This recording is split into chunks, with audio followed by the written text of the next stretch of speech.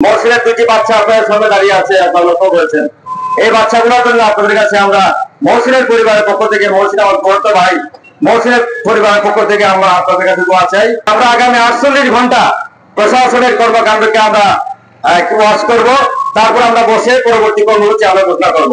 সকলের বক্তব্য একটাই এখানে, যে আমরা মহসিন হত্যার বিচার চাই। কিন্তু মহসিন হত্যার বিচারের যে প্রক্রিয়া, সেই প্রক্রিয়া থেকে আমরা অনেক পিছনে আছি। আমি আজকে এখানে বলতে চাচ্ছি যে মহসিন এই স্বাস্থ্য ব্যবসায়ী কল্যাণ সমিতির একজন সক্রিয় সদস্য, একজন ভালো মেম্বার ছিল, কিন্তু ব্যবসায়ী কল্যাণ সমিতির কার্যক্রম আমাদের কাছে লক্ষণীয় নয়। আমরা আপনাদের কাছ থেকে বন্ধু কোনো কর্মসূচি আমরা দেখি নাই। আমরা আশা করি আগামী দিনে তাদের কাছ থেকে আমরা ভালো কর্মসূচি চাই। আমরা আপনাদের সাথে আছি, এলাকাবাসী আপনাদের সাথে আছে। মহসিনের পরিবার এর আগে মানববন্ধন আয়োজন করেছিল। আজকেরই মানববন্ধন বিভিন্ন রাজনৈতিক দলের মহসিনের পরিবার জড়িত হয়েছে। মহসিন যেহেতু ব্যবসায়ী কল্যাণ সমিতির সদস্য, আপনাদের নিরাপত্তার স্বার্থে, ব্যবসায়ীদের নিরাপত্তার স্বার্থে আপনাদেরকে আরো ঐক্যবদ্ধ হওয়া দরকার। আমরা আপনাদের সাথে আছি, আমরা আপনাদের সহায়তা করবো। যারা কাজ বক্তব্য দীর্ঘায়িত করবো না।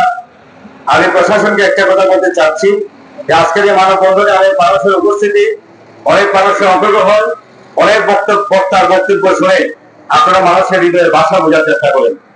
এখানে আমি লক্ষ্য করেছি আমাদের ডিএসপি, এনএসআই এর লোকজন উপস্থিত আছেন। মানুষের হৃদয় কি বলে, এখানে মানুষের ভাব কি বলে আপনারা উপলব্ধি করার চেষ্টা করেন। আপনারা মহসিন হত্যার করে 7 জন ডাকাতকে ধরেছেন, আপনাদেরকে আমরা ধন্যবাদ দিই। ভালো কথা আপনারা ধরেছেন। আমরা যদিও পরিবার থেকে কোনো মামলা করি নাই, তারপরে আপনারা আসামি ধরেছেন, আপনাদেরকে এই জন্য আমরা ধন্যবাদ দিই। কিন্তু দুঃখজনক হলো সত্য যে 7 জন আসামির মধ্যে একজন আসামিও এখন পর্যন্ত 160 করে তাদের এই স্বীকারোক্তি আদায় করতে পারলেন না। তাহলে আপনারাই বলতেছেন যে মহসিন হত্যার প্রকৃত খুনিরা এখনো ধরার বাইরে। আপনাদের আচরণে, আপনাদের ব্যবহারে, আপনাদের কর্মকাণ্ডে আমরা সব লক্ষ্য করেছি যে এখনো মহসিন হত্যার প্রকৃত অপরাধীরা, প্রকৃত খুনিরা ধরা ছোঁয়ার বাইরে।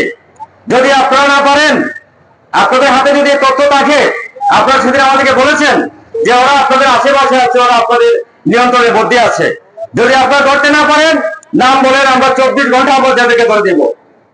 এরা যদি আমাদের এলাকার হয়, আপনারা এদের নামটি আমাদেরকে গোপনে প্রকাশ করেন, আমরা এদেরকে ধরে দেব।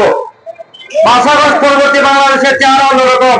এখানে সন্ত্রাসী করে, এখানে খুন করে, ডাকাতি করে, শুধু পার পেয়ে যাবে একটা মানুষ। এইরকম পরিবেশ বাংলাদেশে নাই। আমরা প্রশাসনকে বলবো আপনারা আমাদেরকে সহযোগিতা করেন, আমরা আপনাদের পাশে আছি। আমরা আপনাদেরকে যত ধরনের সাপোর্ট লাগে, জনবন্দি হোক, যা লাগে আমরা সেই সাপোর্ট আপনাদেরকে দিব। যাই আমি বক্তব্য দীর্ঘায়িত করবো না। আমি মহসিনের আত্মার মাত্রার কামনা করছি। মহসিনের দুটি বাচ্চা আপনাদের সামনে দাঁড়িয়ে আছে, আপনারা লক্ষ্য করেছেন।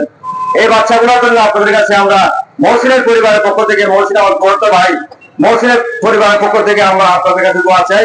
এই বাচ্চাগুলোর জন্য আপনারা দোয়া করবেন। মহসিনের আম্মা জীবিত আছেন, তার ওয়াইফ আছে, সবাই যেন দোয়া করবেন, তাদের কাছে আল্লাহ ধৈর্য তৌফিক দান করেন।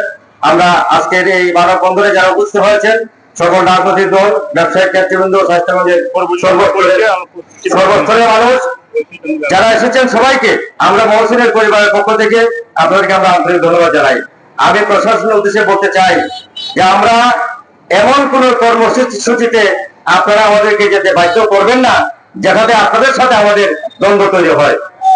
আপনাদেরকে আপনারা বোঝার চেষ্টা করেন। আমরা চাই না যে আপনাদের সাথে আমাদের দ্বন্দ্ব হোক। আমরা চাই আপনারা সুন্দরভাবে এই মহসিন হত্যার রহস্যটা উদ্ঘাটন করে আমাদের সামনে পেশ করেন। যাই হোক, আমরা আজকের এই কর্মসূচি এখানে শেষ করব। তার আগে বলছি যে আমরা অচিরেই আবার আমরা বর্ধমান নেতৃবৃন্দ, মহসিনের পরিবার, ব্যবসায়িক নেতৃবৃন্দ, রাজনৈতিক নেতৃবৃন্দ বসে প্রশাসনের কর্মকাণ্ডকে একটু ফলো করে আমরা একটা সময় দিতে চাই যে আমরা আগামী 48 ঘন্টা প্রশাসনের কর্মকাণ্ডকে আমরা ওয়াচ করব, তারপর আমরা বসে পরবর্তী কর্মসূচি আমরা ঘোষণা করব। এই কথা বলে আজকে এই কর্মসূচিতে সকলকে অংশগ্রহণ করার জন্য আবারও আন্তরিক ধন্যবাদ জানিয়ে এই আজকের মানববন্ধন কর্মসূচি এখানে সমাপ্ত ঘোষণা করছি। ধন্যবাদ সবাইকে। আসসালামু আলাইকুম ওয়া রাহমাতুল্লাহ।